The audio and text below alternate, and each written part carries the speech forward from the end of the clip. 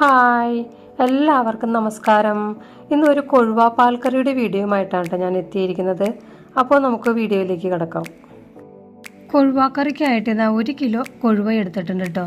ഇത് ക്ലീൻ ചെയ്ത് വെച്ചേക്കുന്നതാണ്. ഇത് നോക്കിക്കേ, നല്ല വലിപ്പമുള്ള കൊഴുവയാണ് കിട്ടിയേക്കണേ. ഇത് ഞാൻ ഇരുമ്പും പുളി ഇട്ടാണ് കേട്ടോ കറി വയ്ക്കുന്നത്. അപ്പോൾ നമുക്ക് ഇരുമ്പും പുളി ഒന്ന് കട്ട് ചെയ്തെടുക്കാം.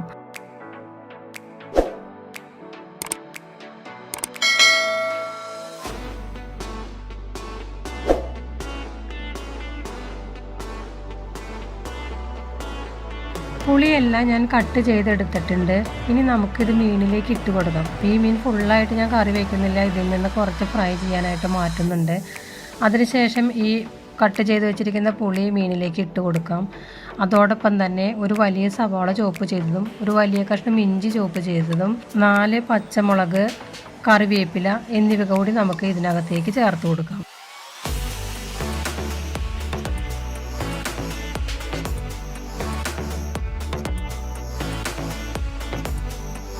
ഇനി നമുക്ക് ഈ കറിക്ക് ആവശ്യമായ ഉപ്പ് ചേർത്ത് കൊടുക്കാം. അതോടൊപ്പം തന്നെ ഇതിന് വേണ്ട പൊടികൾ ചേർത്ത് കൊടുക്കാം. 1/4 ടീസ്പൂൺ മഞ്ഞൾപ്പൊടി, 1 ടീസ്പൂൺ മുളക് പൊടി, 1 ടീസ്പൂൺ മല്ലിപ്പൊടി എന്നിവ ചേർത്ത് കൊടുത്ത് അല്പം വെളിച്ചെണ്ണയും കൂടി ഒഴിച്ച് നന്നായിട്ടൊന്ന് മിക്സ് ചെയ്ത് വെക്കാം.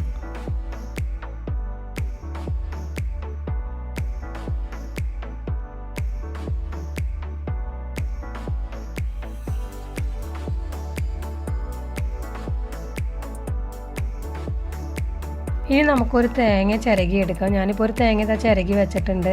ഇത് 1-ാം പാല് 2-ാം പാല് എന്ന നിലയിൽ നമുക്കൊന്ന് പിഴിഞ്ഞെടുക്കാം.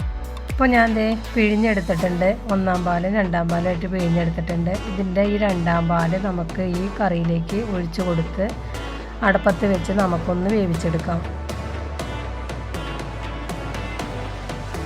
കൊഴുവ മീൻ ഒത്തിരി വേവില്ല കേട്ടോ. ഒത്തിരി വെള്ളത്തിലൊന്നും മീൻ അടപ്പത്ത് വെക്കേണ്ട ആവശ്യമില്ല. കുറച്ച് തേങ്ങാപ്പാലിൽ നമുക്ക് അടപ്പത്ത് വെച്ചാൽ മതി.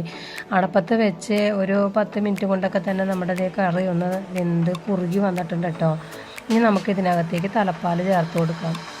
തലപ്പാൽ ചേർത്ത് കൊടുത്ത് കുറേ നേരമായിട്ട് തിളപ്പിക്കരുത് കേട്ടോ. അങ്ങനെ ചെയ്താൽ നമ്മുടെ കറി പിരിഞ്ഞു പോകും. നന്നായിട്ട് തിള കയറി വരുന്ന സമയത്ത് നമുക്ക് സ്റ്റൗ ഓഫ് ചെയ്യാം.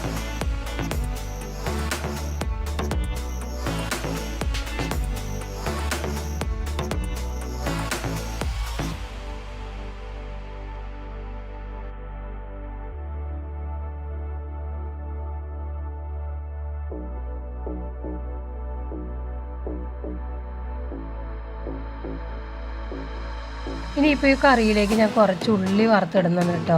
ഒരു പാൻ അടപ്പത്ത് വെച്ചിട്ടുണ്ട്. അതിനകത്തേക്ക് വെളിച്ചെണ്ണ ഒഴിച്ച് കൊടുത്തിട്ട് ചുമന്നുള്ളി അരിഞ്ഞ് വെച്ചേക്കുന്നതാണ്, അത് ഇട്ട് കൊടുത്ത് ഒന്ന് മൂപ്പിച്ചൊഴിക്കുന്നത്. പ്രത്യേക ടേസ്റ്റാണ് കേട്ടോ അങ്ങനെ മൂപ്പിച്ചൊഴിക്കുമ്പോൾ. അങ്ങനെ നമ്മുടെ അടിപൊളി കൊഴുവക്കറി റെഡി ആയിട്ടുണ്ട് കേട്ടോ. കൊഴുവ ഇതുപോലെ മാങ്ങയോ ഇരുമ്പും പുളിയോ ഒക്കെ ചേർത്ത് കറി വയ്ക്കുമ്പോൾ നമുക്ക് പുഴമീൻ കറി വെച്ച ടേസ്റ്റാണ് കേട്ടോ. അപ്പോൾ എൻ്റെ വീഡിയോ ഇഷ്ടമായാൽ സപ്പോർട്ട് ചെയ്യാൻ മറക്കല്ലേ. Thank you.